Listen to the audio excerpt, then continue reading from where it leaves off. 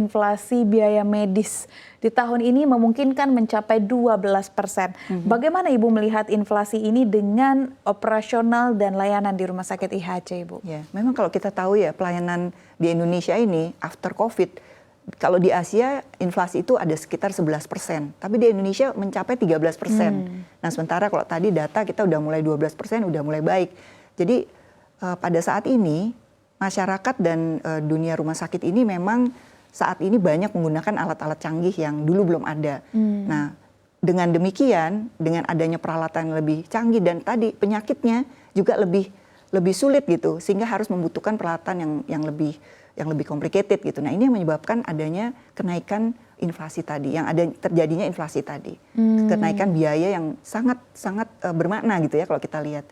Itu yang terjadi. Berarti sekarang. salah satu faktornya adalah penggunaan teknologi yang cukup canggih begitu ya, Bu. Betul. Kami juga sempat sampaikan tadi adanya overtreatment ini juga membuat biaya tuh menjadi mahal. Nah, bagaimana Ibu melihat kondisi overtreatment ini di IHC sendiri? Ya, jadi sebetulnya yang disebut overtreatment itu tidak selalu kita sebut overtreatment. Kadangkala memang zaman sekarang ini kita membutuhkan sebuah diagnosa yang precise.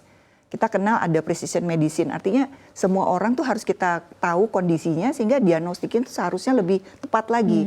Contoh ya, kalau saya mau kasih contoh, misalnya orang diagnosa demam berdarah lah, ini yang paling gampang masyarakat tahu betul. Kalau zaman dulu mungkin kita hanya periksa dengan trombosit saja, jumlah trombosit turun kan, keping darah turun, kita bilang itu suspek demam berdarah. Tapi sekarang hari ini ada diagnostik yang bisa langsung menyebabkan kita tahu sebabnya bahwa itu adalah virus dengue misalnya.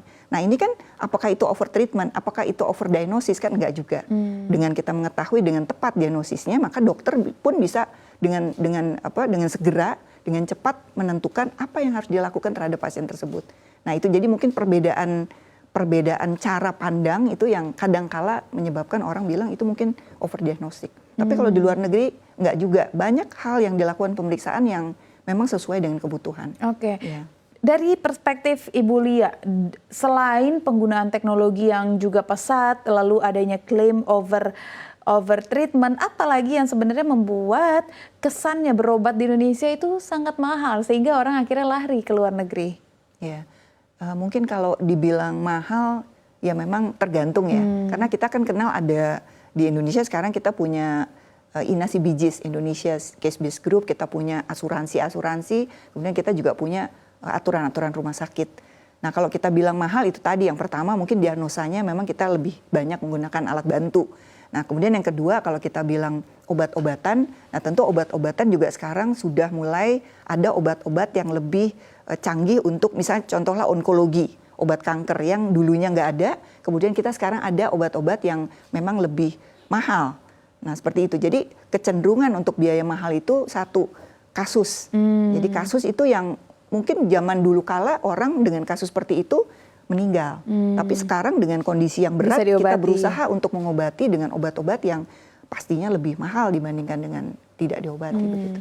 Selain biaya pengobatan yang cukup tinggi, salah satu problem yang juga sering dibicarakan oleh masyarakat, apalagi Menteri Kesehatan juga sempat mention hal ini adalah ketersediaan dokter dan nakes di Indonesia yang sangat kurang. Nah, bagaimana strategi dari IHC sendiri untuk bisa memenuhi kebutuhan dokter dan nakes di rumah sakitnya? Iya betul. Jadi seharusnya kan kita di Indonesia tuh punya dokter dari 1.000 penduduk satu ya. Saat ini kita cuma punya 0,42. Nah, sementara kami punya 0,42 dokter per 1.000 penduduk. Oh, oke. Gitu. Jadi not even artinya satu berarti ya? Tidak sampai satu. Jadi tentu itu berlaku juga untuk kami di IHC. Nah, jadi kami saat ini punya 36 rumah sakit. Nanti akan tambah jadi 2. Nah, otomatis kita membutuhkan cukup banyak dokter. Nah, usaha yang kami lakukan adalah yang pertama kami memang mendatangi fakultas kedokteran yang ada di Indonesia untuk meminta lulusan yang baru.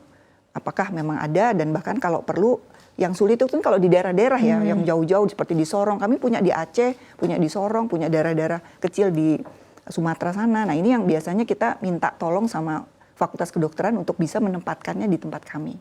Itu salah satunya. Kedua, kita meningkatkan kualitas dari dokternya sendiri. Jadi kebutuhan dokter itu bukan hanya numbernya saja, bukan quantity, tapi juga quality.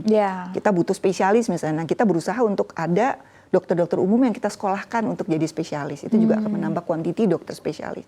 Jadi kita berusaha semacam itu. Atau kita ya terpaksa kita juga ada beberapa, contoh kita di Bali nanti kita akan mencari dokter diaspora misalnya untuk menambah jumlah dokter yang kurang di kita. Nah, seperti itu. Tadi informasi terkait dokter luar negeri ini juga sudah kami sampaikan. Nah, bagaimana proses seleksinya, bagaimana proses menilainya untuk akhirnya dokter-dokter tersebut layak ditempatkan di IHC? Ya, jadi kita memang untuk dokter asing ya, kita hanya gunakan di Bali International Hospital yang insya Allah akan dibuka tahun depan gitu ya, sekarang belum jadi. Tapi proses rekrutmen itu kita lakukan sesuai dengan aturan Kementerian Kesehatan. Jadi semua dokter yang awal tentu basicnya adalah semua dokter Indonesia. Jadi apabila dokter Indonesia tidak cukup, maka kita akan coba dokter Indonesia yang bersekolah di luar, yaitu diaspora. Nah, kalau masih belum cukup juga, baru kita datangkan dokter-dokter asing yang memang mereka berniat untuk mau bekerja di Indonesia. Nah, kemudian caranya adalah tentu ada CV-nya, ada portofolionya, kemudian kita masukkan berkasnya ke Kolegium Kedokteran. Jadi lewat Kementerian Kesehatan, melalui Kolegium Kedokteran Indonesia, nanti mereka akan menapis. Nah, apabila sudah lewat dari sana, baru kita bisa menerima dokter tersebut bekerja di kita. Dan tetap masih ada masa adaptasi.